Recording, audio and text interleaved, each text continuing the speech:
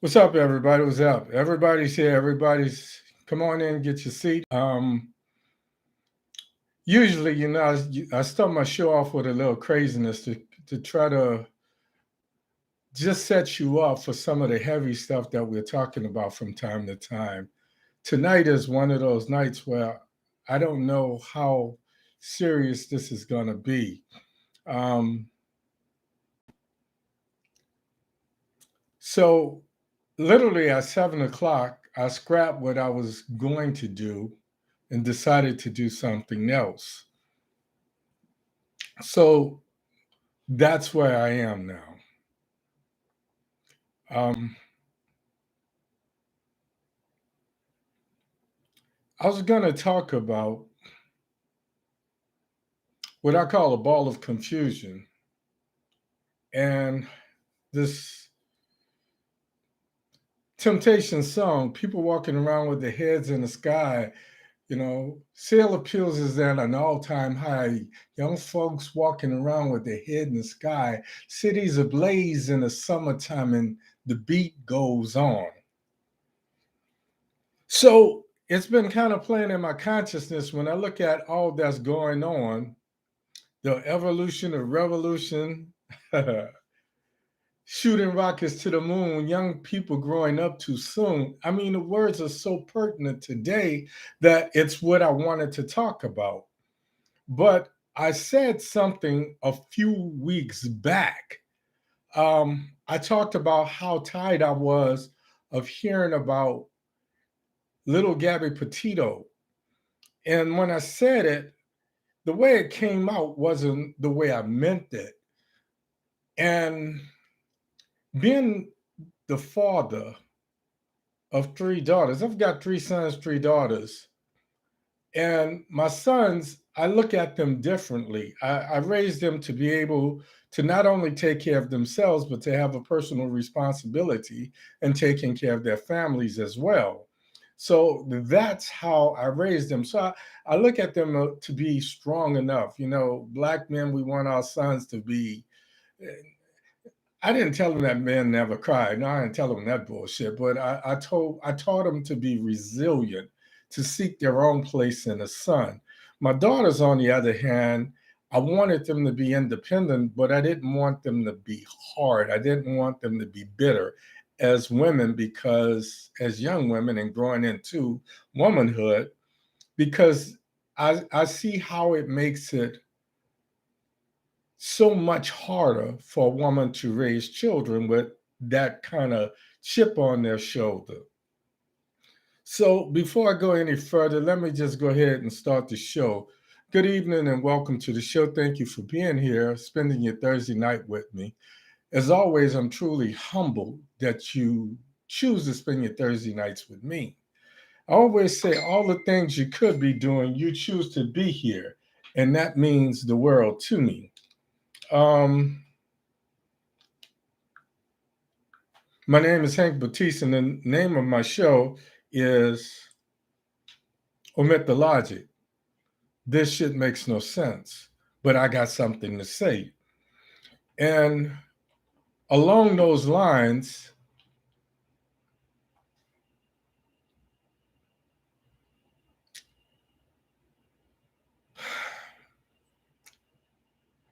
I'm I'm just stifled tonight by so much violence, so much craziness. There's not anything that we can discuss in today's world that isn't surrounded or enveloped in some act of violence. So thinking about the Gabby Petito thing and being a father, being a grandfather of daughters and granddaughters, and even a great granddaughter, I just thought about how I would feel. And then I looked at it from the other perspective as a responsible father and how I raised my sons, and ultimately how I'm helping to raise the grandsons whose lives I'm a part of. Um, as your host, I always talk about the voices in my head. And tonight, the voices are utterly stifled. They're stifled because I just know what that family is feeling. As a father, I cannot get this child out of my head, even though she's not mine. As a man who's been a target of gun violence and other types of violence, but mainly gun violence, and no, Gabby wasn't killed by a gun or a knife, she was strangulated. But as a target of any type of violence, let me start off by saying that all of us are touched. All of us are touched by violence as a whole. But gun violence presents a very, very special type of violence because it affects everything, us knowingly and unknowingly. Because you could be standing here, discharge a weapon, and kill someone a block away who's peacefully sleeping in their bed. So, coming from New Orleans and spending time in LA and living in DC and places like New York and Chicago, suffice it to say, even though I have severe neck issues, when I'm in the street, I show no weakness and my head is on constant swivel, usually to the point that I may wind up having to take some medicine when I get back home. But I understand, coming from the Desire Housing Project, that if you show weakness, you become a target. So, with that being said, tonight we're going to talk about violence from three different perspectives. We're going to talk about a personal perspective, the perspective as a parent and what we teach our children, and then as a member of the community. We're also going to talk about what happens when relatives and parents protect people that they know, be it a son or daughter or niece or nephew, or brother or sister for that matter. What do they do, and when they protect these people, when they know that they've done something bad.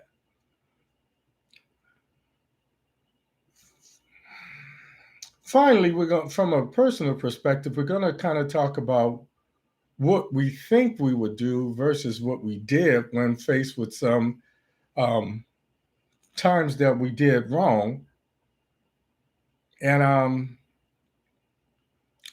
did we grow from that situation. So this is probably going to be part one, because this is something I really would have liked to get other people's feedback on. Tonight's show is called Violence.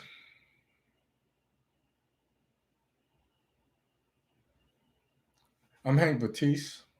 Let's omit the logic. This shit makes no sense. So let's do this. First of all, to give a little background, I come from a rough neighborhood. A lot of us do.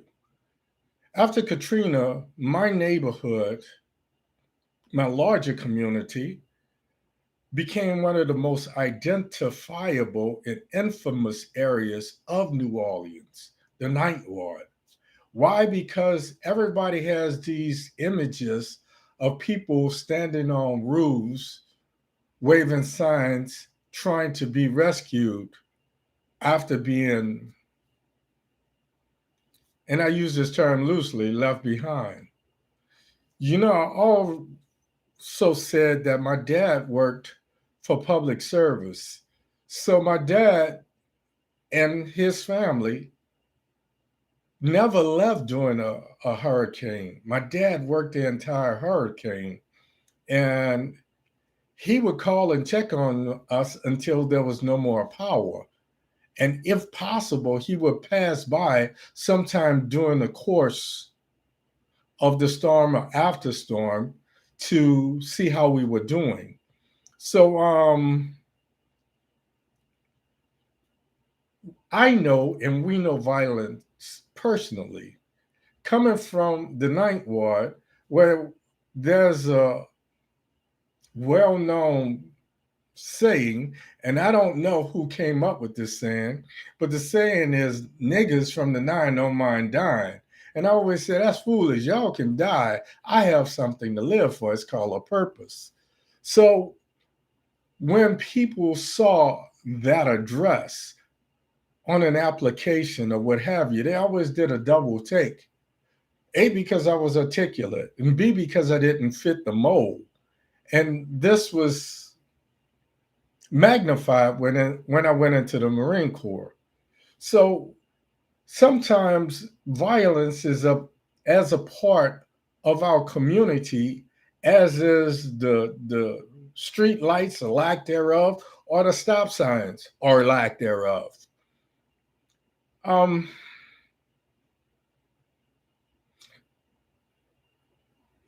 that's about enough background. The Ninth Ward as a whole, I must just say this one more thing.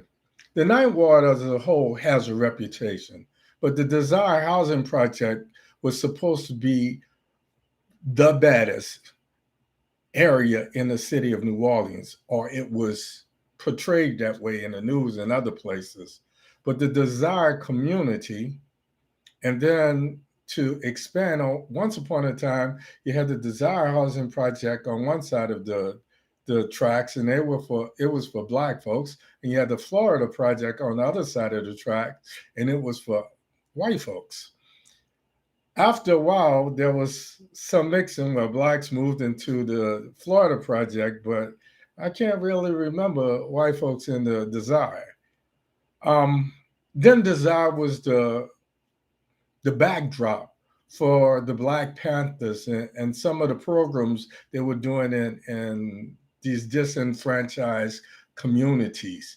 And it culminated with a showdown with the New Orleans Police Department. So all of this came into play. From a personal perspective, I had a brother who was 17 years my senior.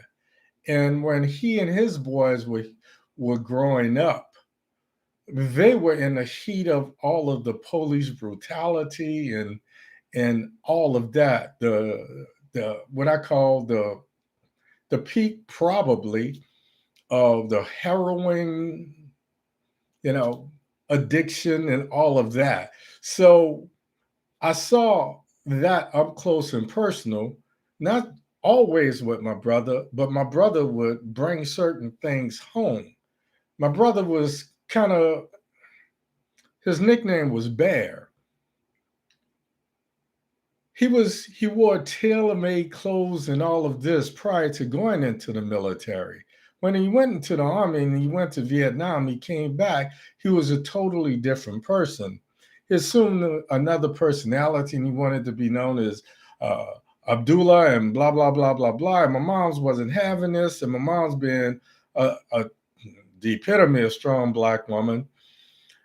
I was surrounded with my brother, who was like Malcolm X and Huey Newton, and literally a Panther on one side, and my mom being Martin Luther King and on the other side. So well-rounded, I don't know. Confused, probably. So these are some of the things that shaped who I became. Then we lived in another integrated area where there was not as much of this going on. And I guess everything was cool until King died and everybody started going to their own little tribes. So, on one hand, my mom's idea of violence was, if they hit you, you better hit them back. Because if you come up in here crying, talking about so and so hit you, first thing I'm going to say is, did you hit them back? Second thing I'm going to find out is, did you guys fight? Even if you don't win the fight, they will respect you, and you have to know how to carry yourself on the streets. So that was my mom's answer. I made jokes about it. My brother, on the other hand, he had a little brother, and I made jokes. I says, before brothers had pit bulls, they had little brothers. So my brother would take me to the park and bet on me. I bet my little brother could beat your little brother. So me and another cat would be sitting there shooting marbles and playing spinning tops and having a good time. And next thing you know, his brother will walk up to him and my brother will walk up to me and my brother will say, yeah, I got $2 on you. Better beat his ass. I'm like, but I don't have no problem with him. You know, that's my new friend. My brother said, no, So we were taught certain things, and the brothers would let it go so far, and then it would break us up. So I just kind of, in my psyche, I say this was their way of making sure that we were tough. This was their way of making sure that we could protect ourselves. You understand? But that was a different world because when you had beef, it was about these. And the difference was if you and I had a fight today and you got the better of me, and I went home and I said, you know what? Just like Ali Frazier had 3 bouts, it's time for a rematch. So I would tell you, I'm not going to walk up and sneak you because I always thought that was a punk move. I'm going to walk up and say, yeah, you know, we had this little thing the other day, and I think you got the better of me, but it ain't over. And my man would be like, well, so what you saying? I'm like, yo, can't get along, let's get it on. Because that's what you said back in the day. That was the prelude to a fight. So, you know, you would go for it. And, you know, if you got the better of him and he wanted to come back, and sometimes you say, all right, we cool, let's squash it. And that would be the end of it. That was a different world. And that's what's missing today. Now, I'm not going to lie. Desire had some god awful violence, just like New York, Chicago, LA, and some of these other places. But what Desire did not have was gangs set up by colors. Now, this court might fight that court if we played football, but no, it wasn't any of that. You know what I'm saying? So when I joined the military and I went to LA the first time, I had about $3,000 in my pocket because I just got this big check from Uncle Sam. And I was married, so I was going to Western Union, downtown LA, right off of Broadway, to send this money home. And these 3 young cats walked up. And the oldest looked like he could have been 16 or 17. And he said, what's your set, cuz? What's your set? I'm like, man, get out of my face with that bullshit. He says, what's your set, cuz? What's your set?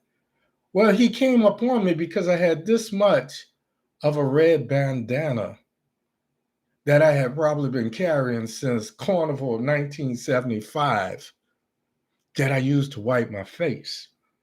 I had this red bandana, about an inch and a half of that red bandana hanging out of my back pocket. I knew nothing about Bloods and Crips and Bloods. So when he asked me, what's your set, cuz? I just looked at him. Somebody get out of my face. So I'm ready to go from here, right? And I had my boy with me, Reggie Barnett. Reggie was from Brooklyn. So I brought him with me because I knew we had went to boot camp and Blase Infantry Training School. So this is my ace supposed to be. But even Reggie didn't know I was carrying. He didn't know I was carrying much money. Yeah. When I said that to this cat, he comes up out of a paper bag with a 357 piped on 6-inch barrel ventilated rib. This was the gun back in the days. And I look at it and I said, whoa. So my street slick kicked in. I said, yo, that's nice. Can I see that, man? And cuz look at me, he was like, this nigga crazy. He. So his boy said, break yourself, fool. I was like, what? He said, what's your set? What's your set? And he snatched the rag out of the bandana out of my pocket and he threw it on the ground. Then he stumped on it. He said, you can't hear this. You can't hear this. And he started counting Kareem and all this. And I'm like, oh, Oh, it's like that. I said, man, look, that shit don't mean nothing to me. I said, I just use it to. So here's my street slick. I start talking. And I know I'm going to wear him down with words. I start talking. I said, man, look, check out the haircut. This high and tight, man. I'm a Marine. My set is USMC. 1st Battalion, 4th Marines. That's what I'm saying. You know what I mean? I said, why are we out here fighting for a piece of land that don't belong to none of us anyway? So I start talking, and the cat started looking at me, and his boy fell up against the wall, and he lit up. I don't know if you call it what you call it, but in LA at the time, it was called a sherm stick. And it's basically a joint that they dipped in formaldehyde. And this boy's eyes was red as fire. And I'm looking at him, and the shit is still dripping. So I'm saying to myself, this fool gonna burn himself up. So meanwhile, I'm talking to his boy. I'm all in his boy's head. And I start saying, yo, young brother, blase, blase, blase, black pride this, black pride that, the man this, and why they got us in blase. And I just would not shut up because I knew if they tried to rob me, if they found out that I had $3,000 on me, they would have had no choice but to off me. So I kept talking and kept talking and kept talking. That's something I learned, the power of the word. So finally his boy was like, yo, cuz, get this nigga a pass, man. Let's be out. And I look at him, I said, yo, that's a nice piece, man. Can I check that out for real? For real. Let me check that out, man. That's a 357, 6-inch barrel, ventilated reel. I'm like, yo, you got hollow points in that joint? And my man just looked at me. He said, man, all right, cuz, I'm gonna give you a pass this time, but don't let me catch you slipping this blah, blah, blah, blah, blah. I said, yo, what, yo, hold up. What's your set? And my man said, Compton Currys. I said, oh, yo, one of your boys was in my platoon in boot camp. So tell Nora that you ran up on it. You know Nora? I said, yeah, Johnny Nora, that's my boy. He said, cuz, we good, we cool, cuz. But you can't be coming out here with that rag no more. I said, man, look, I wipe my face on my elbow. Coming from a place where I was not intimidated, I knew how to behave. But from a personal perspective, I never started nothing. Because the other thing my mama taught me is you don't start it. But if it starts, you be ready to finish it.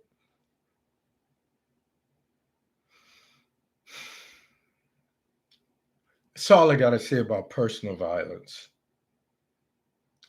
You have to be responsible for who you are and what you do, how you carry yourself.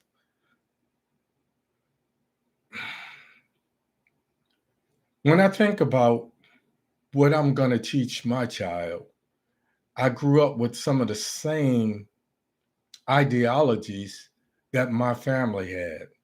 You don't start the fight, but if the fight comes to you, you defend yourself. First thing I taught my 18-month-old son was how to fight because I wanted him to be able to do this. So my parental side of it, I taught him how to defend himself, but I made it known to him that he was responsible for his actions. And whatever he did, every action has a reaction. When you misbehave in the house, sometimes you're going to get a talking to, sometimes you're going to get punished, and other times you might get a butt whooping. You understand? So those actions have consequences, and that's what it's all about. When I was about 5 or 6, and this was what shaped my head, me and a friend went into a corner grocery store, and I had money. And the dumbest thing about children, is all children believe that others are raised the way that they're raised. You understand? So this poses a problem two times. It poses a problem when we start to judge others because we figure that they've had the same household training, a home training that we've had. And it rears its ugly head when we start dating. And without going off on the other hand, we're going to talk about the dating part of it. Because a couple weeks ago, I said that I was tired of hearing and talking about Gabby. And I said that when I said it, it came out differently than how I meant it. I said it and I followed it up with because she should have never died. This is a murder that could have been avoided. And I think a lot of times the reason I am so close to my daughters is I tell them no girl should be out in the street searching for a dad.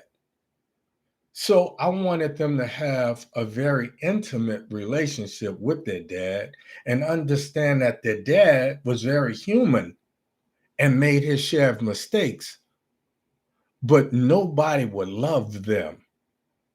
And until they found a man that loved them as much as their dad did, they had not found someone that they were equally yoked with. So I took my daughters on dates. I taught them about different types of steaks and different cuts of meat. I taught them about different types of wine. You can't take my daughter to Olive Garden or what's it called, Red Lobster, and she be impressed. You can't really take her to Ruth's Chris or Steakhouse and she be impressed because when she goes out, she's going to have her own money. So if you start acting up, she can pay her own way. She can get her another table and so forth and so on. And a lot of time, what young men say to my daughters is, "You're so independent. It's not like you need someone." Well, what I need is someone that's going to protect me and take care of me the same way my dad did. I don't need you to try to buy me because if I choose to share myself, if I choose to give myself to you, it's because I believe in the direction in which you're going or you're leading me. I believe you have what it takes to lead. And I believe that I can trust you with my most precious gift. And it has nothing to do with what's below my waist or how well some women use their face. So my most precious gift is all of me. And I taught them and I told them submission or giving yourself is not a bad thing. But if you don't trust a man with that gift, he's not the right man. I don't care how much money he makes. I don't care where he lives, what kind of job he has, and et cetera, et cetera, et cetera. So I can't stop thinking about Gabby because I don't think she was given that talk. We always talk about how white folks was raised versus how black folks was raised. And this is not a race thing. No, because I've met a lot of black women who were not raised that way. And that goes back to what I said before. Growing up, we assume that people are raised the way we've raised. And it wasn't until I started dating when I saw mothers who were jealous of their daughters. I saw a lot of girls who didn't have relationships with their fathers. I saw some girls, when I look back at it, I wonder if the father was taking advantage of the daughter, and so forth and so on. I saw some fathers who did so much dirt that they were afraid of karma, and karma would rear itself in vengeance at that daughter. So they did all of that dirt in the street, but they didn't want their daughter to have a relationship with anyone. So I saw all of this. And when I saw Gabby and I see how she blamed herself and she had an opportunity to walk away, I saw a situation where, on one hand, her parents taught her to be independent enough. It was her van, and we know she had money because it was her debit card that he used to buy a phone. And I look at that and I say, was that something that the lawyer taught him or told him to do? So buy this phone with her debit card, and it sends him in that direction.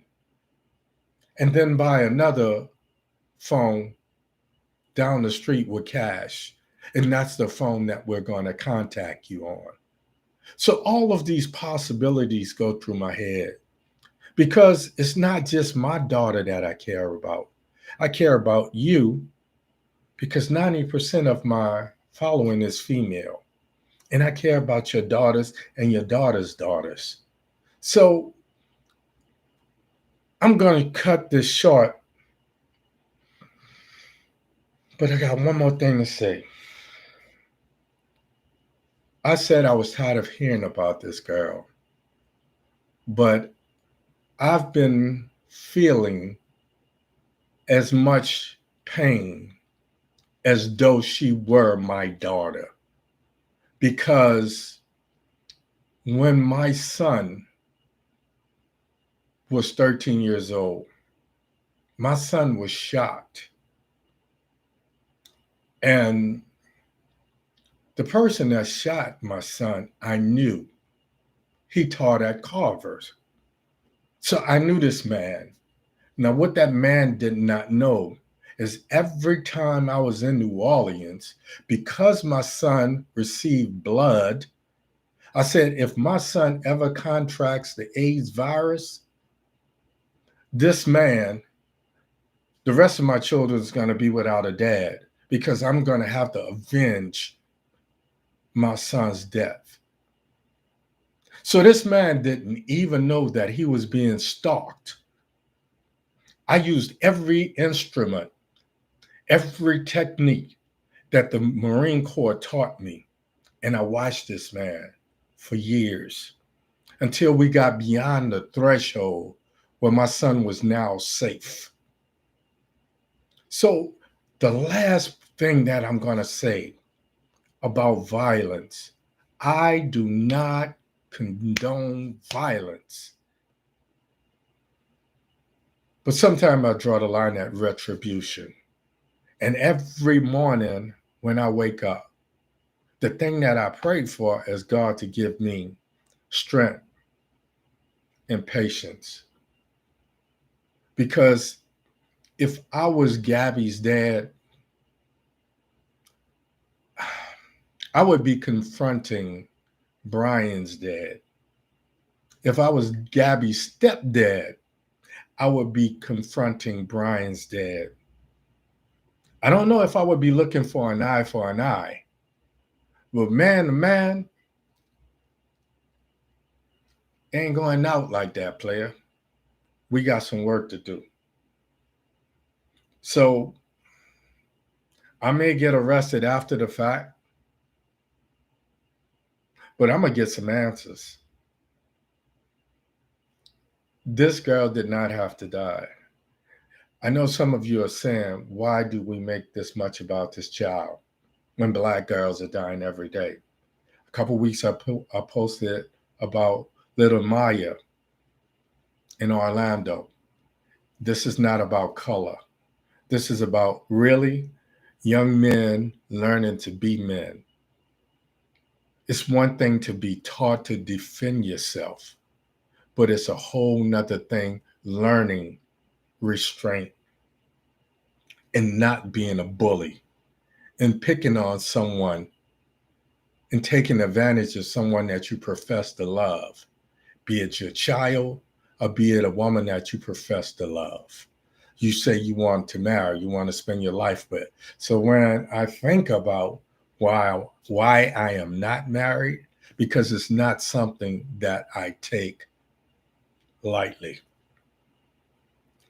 That's all I got to say about that, folks. This is part one of this. I'm going to do this again because I want your input. I want your input I won't say that I was a perfect man, and I'm not going to sit here and lie to you and tell you I never put my hands on a woman.